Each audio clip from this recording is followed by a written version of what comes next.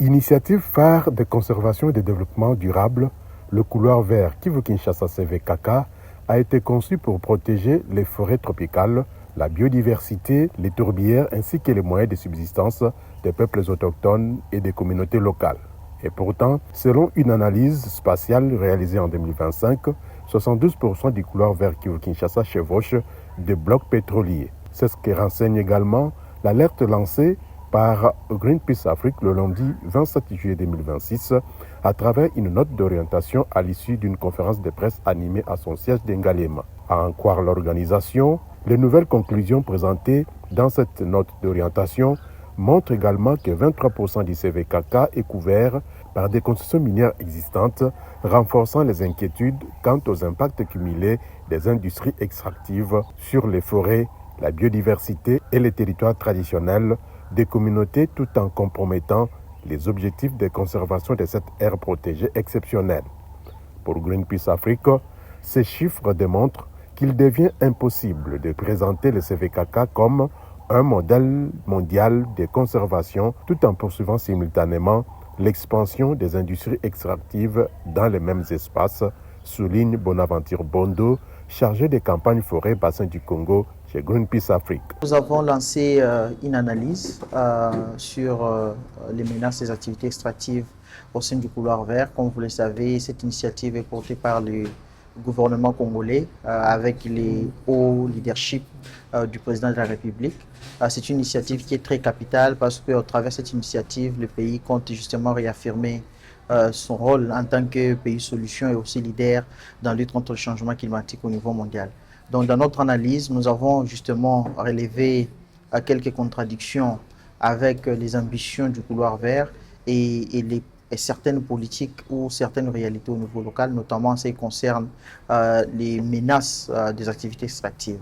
Et sur base d'une étude qui a été menée l'année passée,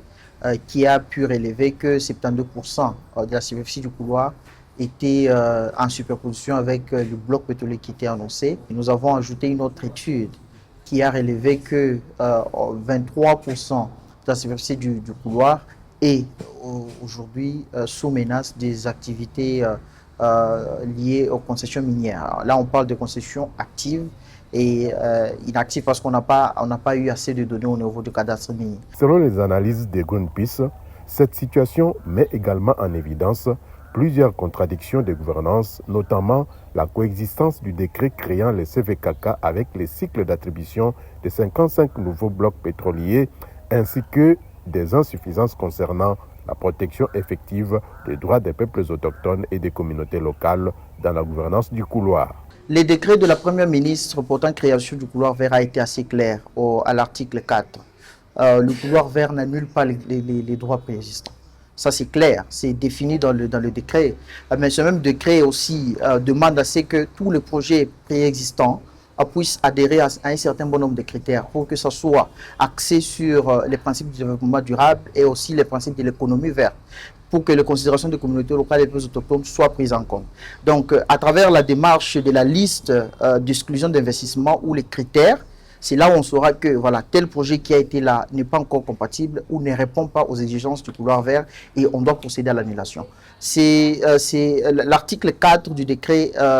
c'est quand même une bonne avancée, c'est un verrou qu'on a, mais il n'est pas suffisant parce que nous l'avons critiqué, parce que sur base, le couloir vert est créé comme une aire protégée à caractère de réserve communautaire, mais il y a moins de garanties sur la sécurisation ou la protection des droits des communautés qui sont déjà dans la superficie ou dans les territoires du couloir vert. Donc c'est ça la faiblesse de l'article 4 que nous avons relevé, mais l'article 4 a déjà assez traité la question liée aux droits préexistants. Et même dans nos recommandations, au-delà de demander à ce qu'il y ait une mesure conservatoire sur les futurs investissements axés sur les projets extractifs, nous avons demandé aussi à ce que les investissements qui sont déjà en cours et qui présentent des menaces réelles sur la biodiversité, les forêts, le droit de communauté soient annulés. En l'occurrence, les projets de 52 blocs pétroliers qui a été annoncé depuis l'année passée et jusque-là, qui est encore là, qui n'a pas encore été officiellement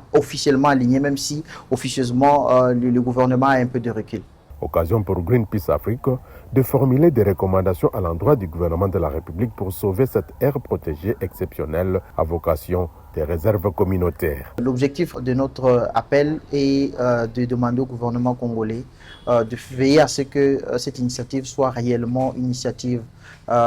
ambitieuse en matière de conservation et de protection des forêts. Et notre principal message est de l'appeler d'abord à déclarer cette zone comme une zone incompatible avec les investissements liés aux activités extractives. Ça veut dire incompatible avec les projets pétroliers, miniers et gaziers pour justement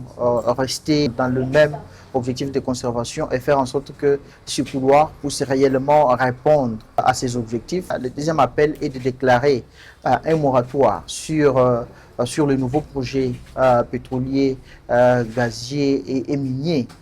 dans le périmètre du couloir vert, justement pour aider à ce que les objectifs de la conservation soient atteints et que le pays puisse réellement tirer bénéfice et profit de cette opportunité qu'il a en créant cette réserve communautaire la plus grande au monde. Et la dernière, parmi les recommandations majeures, c'est justement une recommandation liée à la publication d'une liste d'exclusion des investissements. Parce qu'on parle qu'il y aura beaucoup d'investissements, on parle qu'il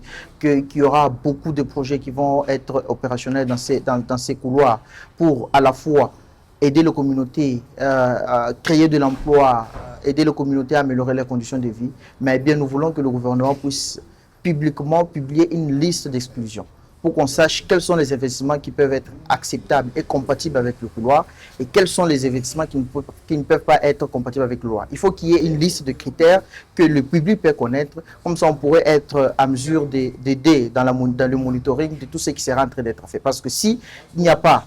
des décisions claires qui interdisent certains projets d'être menés dans le couloir vert, on va assister à beaucoup de désordres. Alors c'est justement pour aider le gouvernement à bien asseoir la gouvernance de cette initiative que nous avons produit cette analyse qui va justement éclairer les positions du gouvernement en ce qui concerne la gouvernance de cette initiative qui a beaucoup d'attention au niveau international et on sent même la volonté du gouvernement à pousser et à vendre cette initiative comme une grande initiative que le pays a pu créer jusque-là. L'organisation rappelle par ailleurs que le caractère communautaire du couloir vert Kivu-Kinshasa demeure insuffisamment garanti. La préservation de l'intégrité de la réserve exige donc des décisions immédiates. Signalons que le couloir vert Kivu-Kinshasa a été créé en janvier 2025 et couvre plus de 544 000 km².